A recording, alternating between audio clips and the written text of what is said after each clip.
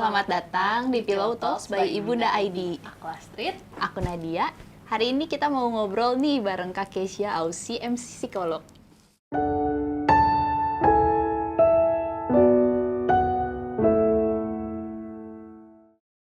Halo Kak. Kak, bener nggak sih denger-denger nih ya katanya putus pertemanan tuh lebih sakit, lebih pedih daripada putus sama pacar. Iya, benar. Ada beberapa situasi ketika putus pertemanan itu katanya jauh lebih menyakitkan tuh dibandingkan ketika putus sama pacar gitu. Kenapa tuh? Soalnya ini gak sih, kadang kalau pacaran kan paling 2 tahun, 3 tahun, sedangkan kalau temenan tuh ada yang dari dari TK, dulu. dari SD, udah lama iya, gitu. iya, Terus kayak tiba-tiba sekarang kok kayak udah gak sefrekuensi lagi gitu. Berubah. Kok kamu berubah sih? Kayak ke pacar. Posesif. Bener, mungkin salah satunya itu ya, kalau temenan tuh kan biasanya bisa dari kecil banget. Terus kalau temenannya udah misalnya sangat amat dekat, udah sahabatan, itu kan semuanya bisa diceritain, ngobrolnya dari pagi sampai malam, ke pagi lagi, ke malam lagi, tuh bisa semua diobrolin gitu kan. Nah, jadi ketika pertemanannya berakhir, hilang tuh gitu aja gitu. Nah, itu bisa jadi lebih menyakitkan malah dibandingkan dengan pacar gitu. Bener, kayak kita udah temenan lama banget Bener, dari dari- kecil. Kayak kamu udah tahu semua aib-aib aku ya. Udah gak ada yang ditutupin ya. Bener, udah berapa belas tahun Dari bener. aku SMP, Dari SD nggak sih? itu mah kamu doang yang ingat. Oh iya, sedih banget kayak pertemanan bertepuk sebelah tangan. Dia bilang udah pernah ketemu tuh kapan? Aku Dari berubah. kamu kelas 3 SD kayaknya. Nah, aku juga nggak ingat. Baru oke. inget lagi pas SMP. Iya. Udah. Jadi benar, kehitungnya benar. mulainya pas SMP. lah ya pertemanannya. Iya. Berarti break dulu berapa lama? Iya. Tapi untung kita awet ya. Bener. Tapi ada juga sih Kak, kayak misalnya begitu dulunya kayaknya apet banget gitu, kayak hopeng banget. Tapi begitu udah gede kok jadi kayak nggak nyambung gitu ngobrolnya. Kenapa bisa gitu ya? Ya banyak sih yang kayak gitu ya, apalagi kalau misalnya udah biasanya tuh kayak gitu terjadinya misalnya udah nggak sekolah lagi tuh, atau pisah sekolah, atau pisah kota gitu ya, masing-masing udah ada kehidupannya masing-masing ya, misalnya kuliahnya beda kota atau kerjanya beda kota. Nah biasanya tuh sering tuh terjadi kayak gitu. Salah satunya mungkin karena frekuensi ketemunya kan jadi lebih jarang. Kesempatan untuk ngobrolnya juga jadi lebih jarang. Jadi pas ketemu susah tuh untuk catch up satu sama lain gitu. Jadi obrolannya nggak senyambung dulu ketika setiap hari nih ketemunya gitu, ngobrolnya tiap hari gitu. Oh, mungkin Kita kita. nggak sih kerasa Oh, pas iya sih. aku kerja di Jakarta. Oh iya, benar. Tadinya kita kayaknya hampir tiap hari ketemu ya. Benar, Terus aku benar. kerja ke Jakarta, udah tuh chatting juga Iya, sering jadi kali jarang. terabaikan. Sampai ngomel. Benar. Dibales sih. Iya, nggak dibalas kemana sih? Biasanya sih kayak gitu sih. Mungkin nggak ada masalah yang gede, nggak ada konflik yang besar banget gitu. Kalian mungkin waktu itu juga nggak berantem nggak apa kan? Iya, Tapi enggak sih. karena ada kesibukan masing-masing, ada prioritas yang mungkin bergeser terus menerus gitu ya. Jadi relasinya mungkin juga dinamis gitu, nggak seapet dulu. Jadi ada jarak gitu. Tapi berarti wajar ya Kak kalau gitu? Wajar. Tipsnya gimana sih biar nggak ngerasa kayak aduh hilang temanku gitu ya. Iya. Kalau misalnya konteks hilangnya nggak ada konflik, nggak ada masalah sih, yang sering kali aku sarankan adalah ya udah kalau memang merasa lagi kangen sama teman, kangen ngobrol gitu, memang perlu diusahakan ketemu, usahakan mengalokasikan waktu lah untuk ngobrol, untuk ketemu, atau mungkin kalau yang zaman sekarang kan orang lagi banyak hobi nih gitu, kayak hobi olahraga kan. Padel. Nah itu misalnya gitu, itu kan bisa jadi sarana tuh untuk ketemu, ngobrol sama temen gitu. Nah bisa jadi dengan ada hobi yang sama lagi, kan jadi relate lagi nih satu sama lain. Nah itu mungkin bisa mempererat lagi relasi yang tadinya sempat renggang gitu. Berarti butuh effort. Bener. Betul. Bener. Kenapa sih Kak kayak kita tuh makin gede tuh teman makin dikit, ngerasa nggak sih? Iya sih Kayak, bener. ya udah gitu pas udah makin gede teman gua kok ternyata Cuma cuma itu-itu gini doang. aja, Iya, iya. itu kenapa tuh Kak bisa kayak gitu? Banyak sih ya, tapi mungkin kalau kita lihat dulu waktu kita kecil, SD, SMP gitu, waktu masih ya anak kecil menuju remaja gitu, kan rasanya tuh sama semua orang tuh ya fun-fun aja nggak sih? Kayak nyambung aja gitu, happy go lucky aja gitu ya, ketemu orang ya yang penting humornya cocok misalnya kita bisa berteman gitu. Tapi kan semakin dewasa mungkin lebih banyak yang kita pertimbangkan ya. Misalnya, oh kok kalau ngobrol sama dia kok jadi nggak nyambung ya, kok cara pikirnya beda ya, kok gaya hidupnya beda ya, kok hal-hal yang seperti itu tuh jadi lebih banyak kita pertimbangkan tuh waktu semakin dewasa. Nah jadi makin lama kan makin keseleksi tuh, yang tadinya mungkin banyak jadi semakin dikit. Nah yang sedikit ini mungkin udah lolos seleksi beberapa kali, beberapa tahap kehidupan, sehingga jadinya tuh yang pas dewasa kita kalau lihat, oh kok teman aku jadinya lebih sedikit dibandingkan yang sebelumnya gitu. Iya. Cuman kadang tuh ada kayak perasaan ini nggak sih, kayak dari diri sendiri tuh kayak mikir kok lu nggak mau grow sih gitu. Kan kadang ada orang tuh yang kayak ya udah segitu-segitu aja gitu kan. Meanwhile kayak misalnya kita udah upgrade nih dan kita juga jadi expect-nya tuh sama gitu. Gimana sih biar kita tuh nyerima kalau nggak semua orang tuh mau bertumbuh bareng gitu loh.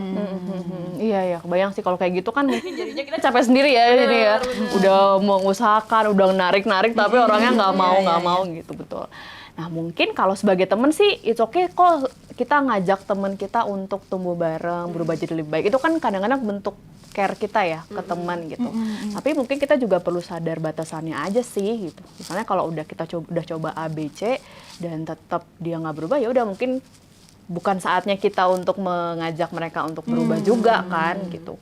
Karena khawatir kalau dipaksain justru relasinya yang jadi nggak oke gitu. Malah jadi berantem, jadi ribut gitu. Jangan-jangan memang ya dia sederhana belum siap aja melakukan perubahan yang kita harapkan atau yang kita pikir sebenarnya gampang gitu. Tapi mungkin buat dia nggak gampang aja gitu. Kontrol ekspektasi kita berarti ya sebagai Betul. teman. Atau ini nggak ya Kak, mungkin ya emang ada perbedaan aja gitu pertemanan waktu masa kita remaja sama pertemanan kita sekarang waktu dewasa gitu. Betul, perbedaannya kan tadi ya pertimbangannya tadi. Contohnya deh, misalnya waktu remaja kan kita tuh misalnya punya barang apa, terus kita pamerin dikit ke teman-teman kita kan bisa langsung mau kan, udah aku mau juga dia beli itu gitu. Mungkin hal-hal kayak gitu lebih gampang waktu dulu kita kecil karena pertimbangannya belum banyak gitu. Nah kalau dewasa kan teman kita ngapain kita belum tentu mau juga kan. Nanti kalau aku yang ngelakuin emang bakal sama hasilnya atau apa gitu. Atau dulu kan kita sekolah nih teman-temannya semua kesehariannya sama, tiap hari ketemu di sekolah, tujuannya sama, semua mau lulus sekolah. Kalau sekarang kan udah beda-beda gitu ya. Prioritasnya udah beragam banget kan. Masing-masing. Dan kadang-kadang mungkin yang jadi mengganggu buat kita karena kita ngerasanya apa yang aku ekspektasikan tuh yang paling bener gitu. Nah mungkin kalau dalam pertemanan kita perlu punya perspektif juga bahwa kadang-kadang masalah itu bukan tentang benar salah juga gitu. Apa yang aku pengen tuh belum tentu paling benar, apa yang teman aku pengen juga belum tentu paling salah gitu. Nah jadi jangan berusaha untuk mencari mana yang benar mana yang salah juga sih kayaknya.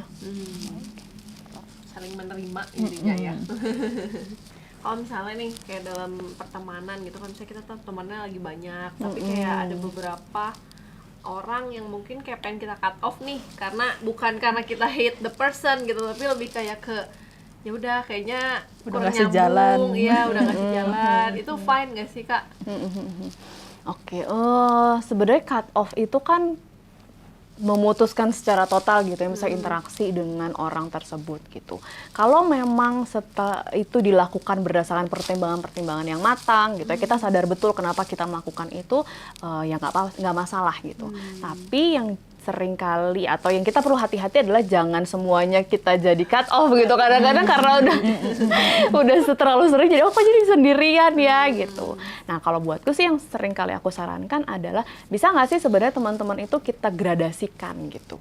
Jadi mungkin ada yang orang-orang yang ada di circle 1 kita, ada orang-orang yang kita tahu di circle 2, circle 3, circle 4, makin jauh dari kita mungkin batasannya tuh jadi makin strict gitu. Dia nggak perlu tahu terlalu banyak tentang hidup aku. Tapi kalau di circle 1 tuh tahu semuanya lah gitu misalnya.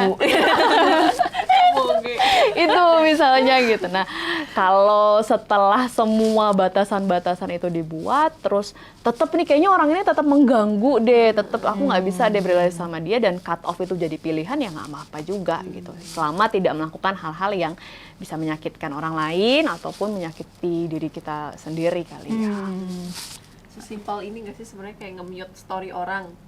Dari POV aku, menurut aku ya kayak sebenarnya nggak apa-apa kan, maksudnya itu Instagram kita, Iya, pengen iya, nge-mute, iya. kita merasa orang itu kayaknya agak mengganggu, kan kita juga nggak jadi ngelarang dia, lu nggak usah Betul. nge-story deh gitu kan, ya udah instant, ya udah kita pilih mute gitu Betul, kan. betul. Tapi kadang orang tuh ada yang suka kesinggung gitu kan, Betul. kayak lu kok mute story gue sih gitu. Iya, iya, iya, iya. Nah itu tadi yang aku bilang pertimbangan konsekuensinya gitu. Jadi kalau kita nge-mute story orang, kita kan tahu nih bahwa oh kalau dia tahu, dia bisa nanya nih kenapa storyku di-mute gitu. Nah selama kita sadar akan konsekuensi itu dan kita ready untuk ya udah nggak apa-apa kalau dia nanya tinggal aku bilang, misalnya aku berani kok jelasin, aku berani kok untuk kasih klarifikasi misalnya gitu. Nggak apa-apa itu dilakukan. Gitu. Nah Kak, kalau gitu aku malah jadi penasaran POV sebaliknya nih. Kalau justru kita yang di cut off sama orang, terus kayak kita jadi sakit hati. Gimana tuh cara ngatasin sakit hatinya nih? Oke. Nah itu kalau misalnya dia teman yang misalnya kita merasa kok aku sebenarnya ngerasa deket nih sama dia, nggak ada masalah, tapi kok di cut off gitu ya. Mungkin kalau situasi yang memungkinkan untuk ditanyakan sih, oke loh kita tuh untuk nanya sebenarnya kan. Kemana aja, kok kita udah jarang main nih misalnya gitu, atau ya sekedar bertanya kabar dan sebagainya, mulai membuka pertanyaan tentang itu gitu, daripada kita bikin skenario sendiri nih di kepala gitu. Overthinking sendiri ya. Jangan dia gini, jangan kemarin dia kesel pas aku ini. Nah kadang-kadang overthinkingnya itu yang justru memperkeruh keadaan Iya, gitu. benar, Padahal benar, mungkin benar. kalau the first step-nya kita nanya dulu, klarifikasi dulu, dan kita langsung dapat jawaban yang clear, siapa tahu di situ kita jadi punya problem solving yang lebih efektif dan nggak di-mute lagi misalnya story-nya. Oke. Gitu. Oke, nah kalau gitu Kak, ada gak nih siapa tahu malam ini yang lagi nonton, ada nih teman-teman yang lagi sedih ngalamin friendship breakup, mungkin Kakak ada pesan-pesan? Sebenarnya sih tadi ya, jangan merasa bahwa kesedihan akibat friendship breakup itu sesuatu yang aneh gitu. Enggak kok, itu sesuatu yang sangat manusiawi, kesedihannya tuh sangat valid, apalagi misalnya temenannya udah lama, udah deket banget, terus tiba-tiba jadi menjauh atau friendship breakup tadi, wajar banget kamu ngerasa sedih gitu. Mungkin kalau saranku yang bisa dilakukan tadi, kalau memang ada kesempatan misalnya untuk dikomunikasikan, coba dibuka lagi komunikasinya. Minimal kita tahu apa penyebabnya gitu. Dan setelah tahu penyebabnya, ya kalau memang masih bisa diperbaiki dan sama-sama mau memperbaiki, it's okay loh untuk melakukan itu gitu. Karena pada akhirnya relasi apapun itu pasti butuh effort, pasti butuh usaha untuk nge-maintain relasinya gitu. Nggak mungkin friendship itu long last tuh tanpa usaha apapun gitu. Pasti ada usaha kok yang harus dilakukan. Jadi selama masih ada kesempatan dan willing untuk memperbaiki itu, lakukan. Oke. Kebantu juga sekarang sama IG ada fitur react. Oh benar, bisa basa-basinya lewat react ya. Nanti Bisa. lihat tulisan dia. Atau nunggu di update di kafe, di mana tuh? Iya, Ya. ada reply. Benar-benar. Oke. Ya gitu guys, jadi kalau misalnya kalian lagi ngerasa aduh kok teman aku menjauh ya gitu, udah daripada asumsi di otak sendiri, mending langsung tanyain gitu ya, biar kalian gak stres sendiri. Betul. Ya udah, thank you buat kalian yang udah nontonin Pillow Talks by Ibunda ID, obrolan Sebelum tidur bersama kita lagi ya. Bye bye.